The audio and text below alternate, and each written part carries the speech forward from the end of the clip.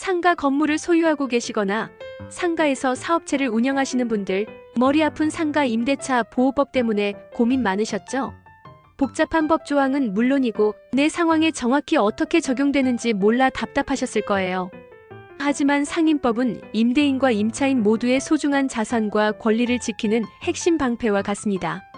특히 대법원에서 확정된 판례들은 실제 분쟁 발생 시 승패를 가르는 결정적인 기준이 되죠. 오늘은 이 복잡하고 중요한 상임법, 그 중에서도 당신이 알고 있던 상식을 완전히 뒤집을 수도 있는, 놓치면 무조건 손해보는 핵심 판례 18가지를 엄선해서 쉽게 파헤쳐 보겠습니다. 이런 경우엔 이렇게 된다고? 라며 깜짝 놀라실 내용들 가득할 거예요. 자, 소중한 내 돈, 내 사업장을 지키기 위한 필수 지식, 지금 바로 시작합니다. 상가 임대차 계약 지금 하고 계시죠? 축하드립니다. 동시에 경고드립니다.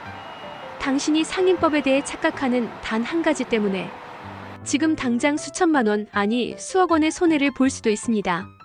특히 월세 몇 번 밀린 적 있다면, 10년 넘게 장사했다면, 오늘 이 영상 끝까지 보지 않으면 정말 후회하실 겁니다. 안녕하세요. 또박또박 부동산입니다. 상가 임대차 보호법. 이름만 들어도 벌써부터 머리가 지끈거리죠. 딱딱한 법 조항 백날 읽어봐야 내 상황에 적용하기 어렵고요. 그래서 저희가 준비했습니다. 실제 대법원에서 판결이 확정된 사례들을 통해 상임법의 핵심 중의 핵심, 많은 분들이 오해하고 있는, 하지만 실전에서는 엄청난 위력을 발휘하는 판례 18가지를 쉽고 빠르게 알려드릴게요. 자, 첫 번째 충격적인 사실부터 보시죠.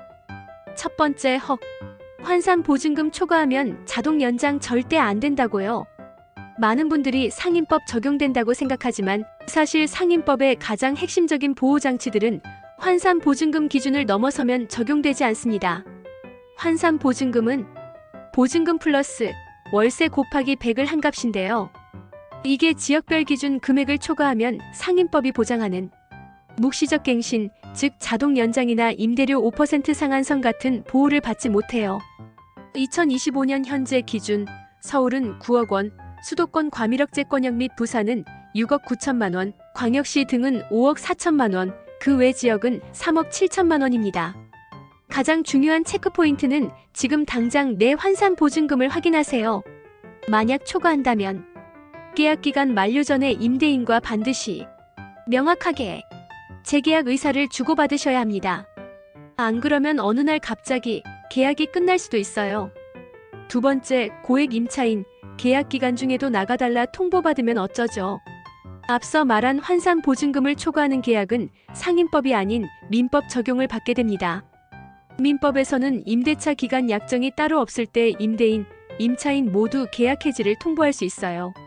임대인이 나가라고 통보하면 6개월 뒤에, 임차인이 나간다고 통보하면 1개월 뒤에 효력이 발생합니다.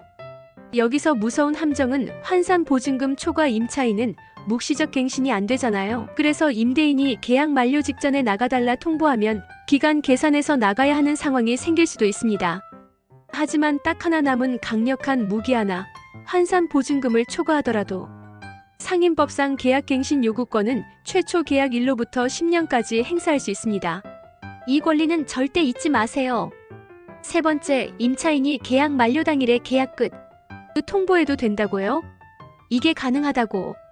보통 상임법상 임차인이 계약 연장을 원치 않으면 계약 만료 6개월 전부터 1개월 전까지 임대인에게 알려야 한다고 알고 계시죠?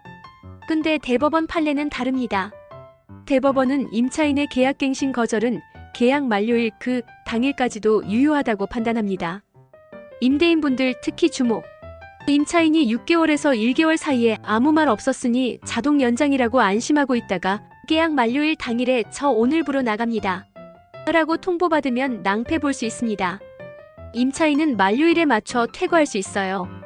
네 번째, 과거에 월세 3번 밀린 적 있다면 지금 다 갚았어도 계약 연장 거절 당할 수 있다. 네, 사실입니다. 이거 임차인분들 정말 소름 돋게 주의하셔야 합니다. 상임법상 임차인이 3기분의 차임액에 달하는 금액을 연체한 사실이 있으면 임대인이 계약갱신 요구를 거절할 수 있죠. 판례의 충격적인 해석을 설명하면 임차인이 계약갱신 요구 당시 연체액을 모두 갚아서 현재 연체액이 3기 미만이라 할지라도 과거에 단 하루라도 석 달치 연체액에 달한 적이 있었다면 임대인은 임차인의 갱신 요구를 정당하게 거절할 수 있습니다. 피눈물 흘리기 싫다면 기억하세요. 과거 연체 이력이 중요합니다.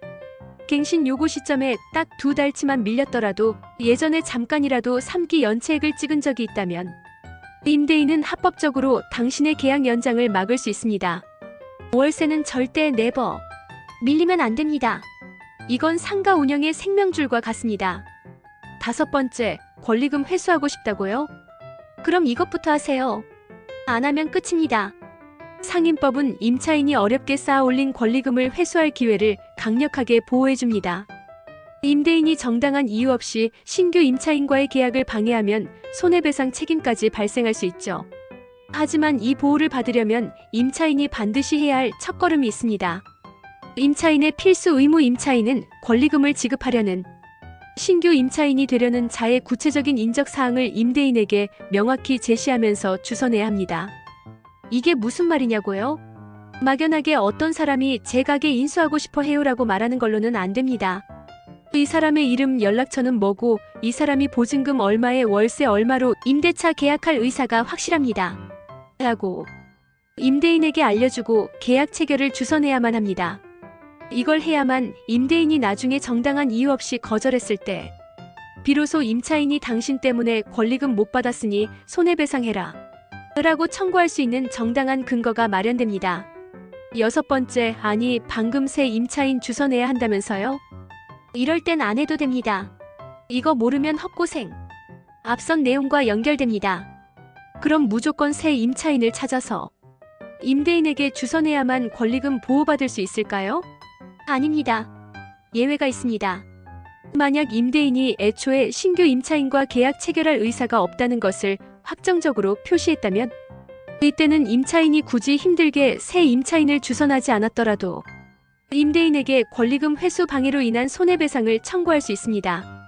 대표적인 예로 임대인이 나 직접 이 자리에서 장사할 거야. 우리 아들이 여기서 가게 할 거니까 비워줘와 같이 명확하게 신규 임차인과 계약할 생각이 없음을 밝혔다면 임차인은 헛수고하며 새 임차인을 찾을 필요가 없다는 거죠. 7번째, 10년 이상 장사했으니 권리금 못 받는다? 노안이에요. 기간 상관없이 권리금 보호받을 수 있어요. 이거 정말 많은 임차인분들이 오해하는 내용입니다. 상임법상 임차인의 계약갱신 요구권은 최초 계약일로부터 최대 10년까지 보장되는 게 맞습니다. 그래서 10년 넘게 장사했으니 이젠 나가라면 나가야 하고 권리금도 못 받는구나 라고 생각하시죠? 이게 바로 반전입니다. 계약갱신 요구권은 10년 제한이 있지만 계약 종료 시 권리금 회수 기회 보호는 10년 제한과 별개로 적용됩니다. 대법원은 임차인이 설령 10년이 넘어 더 이상 계약갱신 요구권이 없더라도 임대인이 임차인의 권리금 회수 기회를 방해하면 안 된다고 명확히 판시했습니다.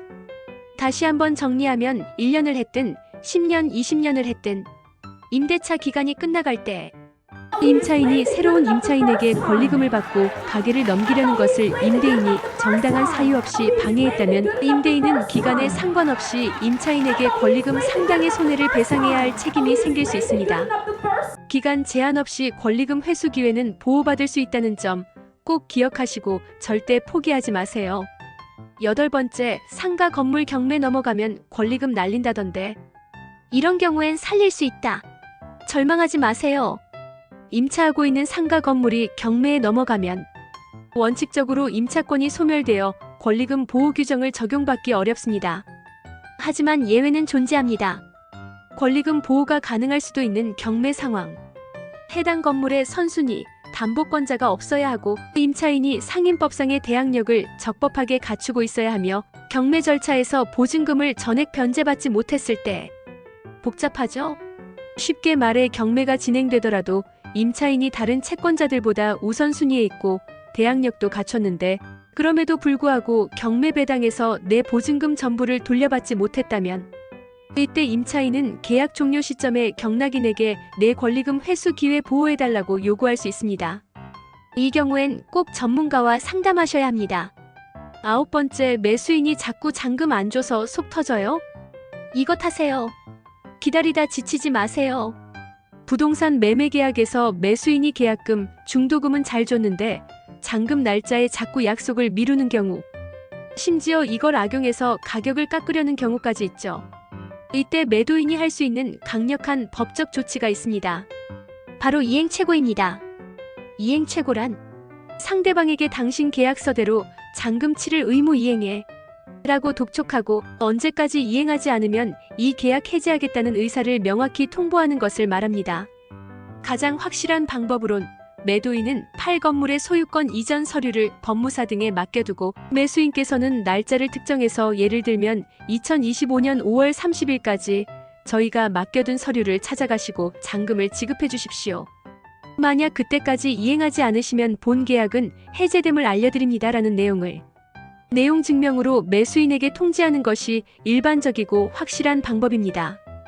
결론은 매수인의 잔금 지연 때문에 속 끓이지 마시고 독촉만 할 게 아니라 내용 증명으로 이행 최고를 함으로써 당신의 권리를 명확히 하고 정해진 기간 안에 이행되지 않을 경우 계약 해제 등 다음 단계로 나아갈 수 있는 강력한 근거를 미리 마련해 두세요. 10번째, 우리 가게 소문난 맛집인데 이럴 땐 권리금 한 푼도 못 받을 수도. 이런 함정이 상임법이 임차인의 권리금 회수 기회를 보호해주지만 임대인의 그 보호 의무가 면제되는 예외 조항이 있습니다. 그중 하나가 바로 임대인이 임대차 종료 후 상가 건물을 1년 6개월 이상 영리 목적으로 사용하지 아니한 경우입니다. 주의하세요. 임대차 계약이 끝날 때 임대인이 임차인에게 나 이 상가를 지금부터 1년 6개월 동안 비워두거나 아니면 내가 직접 사용할 건데 영리 목적으로는 안 쓸 거야 라고 한다면 아무리 장사가 잘 되는 가게라도 임차인은 권리금 회수가 어려워질 수 있습니다. 경고.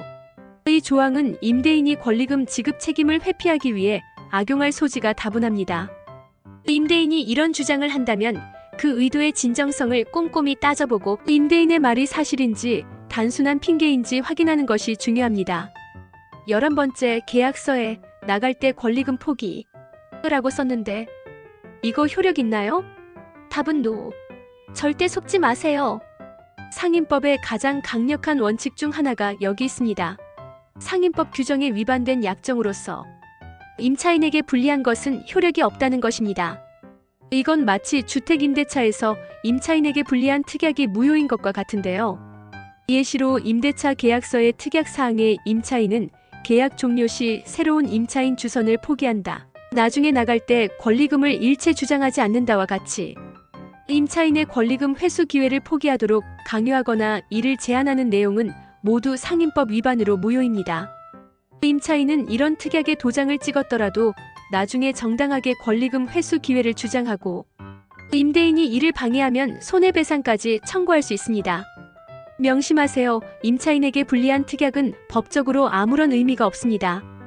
다만 부득이 특정 내용을 약정하고 싶다면 재소전화해줘서 같은 방안을 고려해 볼 수는 있지만 이것도 강행 규정인 상임법을 위반할 수는 없습니다. 12번째, 그럼 권리금 주고받지 않겠다는 약정은 전부 무효? 이럴 땐 유효해요. 전부 무효는 아닙니다. 앞선 11번째 내용의 예외 상황입니다. 모든 권리금 포기 약정이 무효인 것은 아닙니다. 임차인에게 불리하지 않은 또는 오히려 유리한 약정은 유효할 수 있습니다. 어떤 경우일까요? 예를 들어 임대인이 과거에 본인이 직접 장사하던 가게를 새로운 임차인에게 넘기면서 권리금을 받지 않고 계약을 체결해 주었습니다. 그러면서 앞으로 이 가게에 들어오는 다른 임차인에게도 권리금을 요구하지 않기로 약정했다고 칩시다. 왜 이게 유효하냐면요. 이 약정은 기존 임차인의 권리금 회수 기회를 박탈하는 것이 아니라 오히려 새로운 임차인이 가게를 시작할 때 권리금 부담을 없애주는 것입니다. 즉 임차인에게 전혀 불리하지 않기 때문에 이 약정은 유효하다고 볼 수 있습니다. 정리하자면 임차인에게 유리하거나 최소한 불리하지 않은 권리금 관련 약정은 효력이 있습니다. 13번째, 임대인이 다른 핑계로 계약 거절했는데 어쩌다 보니 1년 6개월 비워뒀다면 권리금 물어줘야 할까? 네, 물어줘야 할 가능성이 높습니다. 위 10번째에서 임대인이 1년 6개월 비영리 목적 사용 계획이 있으면 권리금 보호 의무가 면제된다고 했죠. 그런데 만약 임대인이 처음에는 신규 임차인 주선을 다른 정당하지 않은 이유로 거절했어요. 그러다 나중에 개인적인 사정이나 불가피한 상황 때문에 결과적으로 상가를 1년 6개월 이상 영리 목적으로 사용하지 못하게 된 경우는 어떨까요? 핵심은 임대인의 최초 의도입니다. 대법원은 임대인이 권리금 회수 기회 보호 의무를 면제받으려면 애초에 신규 임차인과의 계약 체결을 거절할 때부터 1년 6개월 이상 영리 목적으로 사용하지 않을 것이라는 명확하고 정당한 계획이 있었어야 한다고 봅니다. 정리하면 임대인이 처음 계약 갱신이나 신규 계약을 거절할 때 1년 6개월 비영리 목적 계획을 밝히지 않고 다른 이유를 댔다면 나중에 어쩌다 보니 상가를 1년 6개월 넘게 비워뒀더라도 그 이유만으로 권리금 보호 의무를 면제받을 수는 없습니다. 임차인은 임대인에게 권리금 상당의 손해배상을 여전히 청구할 수 있습니다. 임대인의 말 바꾸기는 통하지 않는다는 뜻입니다. 14번째, 공장, 창고, 이런 곳도 상가 건물 임대차 보호법 적용된다고요? 네. 용도가 중요합니다. 상임법은 사업자 등록 대상이 되는 건물로서 영리 목적으로 영업용으로 사용하는 임대차에 적용됩니다. 여기서 상가 건물에 해당하는지는 건물 대장상의 용도가 아니라 실제로 어떻게 사용되고 있느냐, 즉 현황 용도에 따라 판단합니다. 원칙적으로는 단순히 물건만 쌓아두거나 제조 가공만 하는 공장이나 창고는 영업용으로 보기 어려워 상임법 적용 대상이 아닐 수 있습니다. 하지만 예외가 있습니다. 그 공장이나 창고에서 물건을 만들거나 보관하는 것뿐만 아니라 만든 물건을 영리를 목적으로 사고 파는 활동, 즉 판매나 거래 행위가 함께 이루어진다면 이야기가 달라집니다.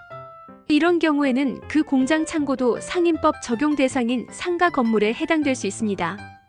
공장 창고 임차인 주목. 당신이 임차한 공간을 단순히 작업 공간으로만 쓰는지 아니면 그곳에서 직접 물건을 팔거나 거래하는 등 영업 활동을 하는지에 따라 상임법 적용 여부가 결정될 수 있습니다. 내 사업 형태를 잘 파악하고 확인하세요. 15번째, 계약 끝났는데 안 나가. 보증금 다 까먹으면 불법 점유됩니다. 보증금 믿고 버티다 큰 코 다쳐요. 상가 임대차 계약이 끝나면 임차인은 건물을 비워주고 임대인은 보증금에서 밀린 월세 등을 뺀 나머지를 돌려줘야 하죠. 이 둘은 동시 이행 관계에 있습니다. 즉 임대인이 보증금을 안 돌려주면 임차인은 건물을 비워주지 않아도 되고 이때 임차인이 건물을 점유하고 있더라도 당장은 불법 점유로 손해배상 책임을 지지 않습니다. 하지만 여기 치명적인 함정이 임차인이 건물을 계속 점유하는 동안에도 월세는 계속 발생한다고 봅니다. 그래서 계속 건물을 비워주지 않고 버티다 보면 밀린 월세 등이 보증금 액수를 초과하게 되는 시점이 올 수 있습니다. 중요한 판례입니다.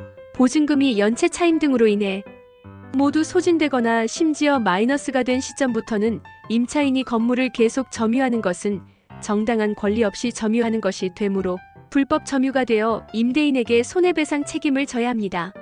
보증금 다 까먹기 전에 상황을 해결하거나 퇴거하는 것이 불필요한 손해를 막는 유일한 길입니다. 16번째, 상가 계약 2년 했는데 매년 월세 올려달라고요? 네, 가능합니다. 2년마다 올리는 거 아니었어요. 상가 임대차 계약을 흔히 2년으로 하죠. 그럼 월세는 2년마다 올릴 수 있겠네? 라고 생각하기 쉬워요. 하지만 상임법 규정은 다릅니다. 상임법상 임대인은 임대차 계약이 체결된 시점 또는 마지막으로 보증금이나 월세를 증액한 시점으로부터 1년 이내에는 다시 증액하지 못한다는 규정만 있습니다.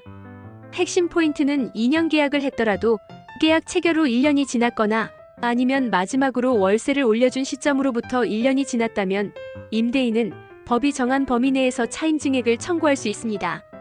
여기서 주의사항, 임대인의 증액 청구가 있다고 해서 무조건 내야 하는 의무가 생기는 것은 아닙니다. 증액 금액은 임대인과 임차인이 협의하여 결정해야 합니다. 일방적 통보는 안 됩니다. 17번째, 임차인은 임대인에게 월세를 감액해달라고 요구할 수 있어요. 증액처럼 5% 상한선도 없이 임대인만 올리라는 법 있나요?